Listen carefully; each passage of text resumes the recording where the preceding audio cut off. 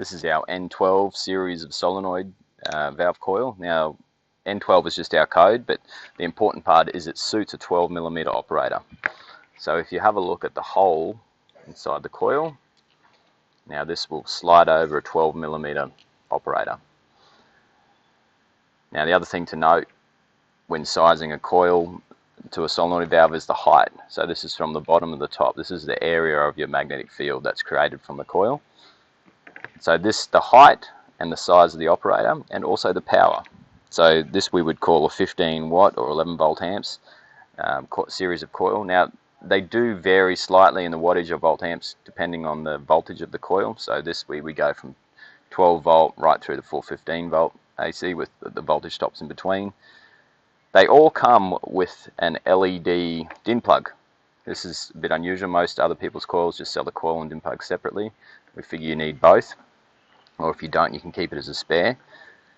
Now one thing to note is the 415 volt AC coil doesn't come with an LED light, but all the other voltages do. So we'll just take this apart here. Now if you have a look, you can see 3 terminals on the coil. So if we're talking DC, you'd have a positive and negative and an earth. Now it's non-polarity conscious, so you can go positive and negative and positive. It doesn't matter which way on these, as long as it's not to the earth, and you've got the earth separately here. Now if it's AC and neutral and live, or vice versa.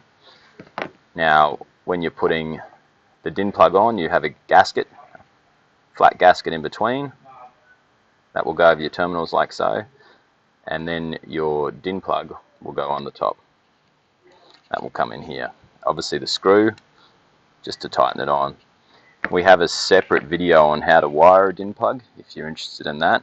It's important to get the wiring correct because these are an IP65, but the most common failure we see in coils is usually the bottom of the DIN plug facing up, or not a sufficient drip loop on your feed in, on your wire in, and getting water in and shorting the coil.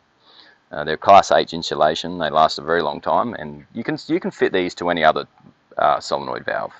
Again, as long as the power's at least the same or more, so this is the power for the coil we're talking about, the height is correct, and the operator size down the middle.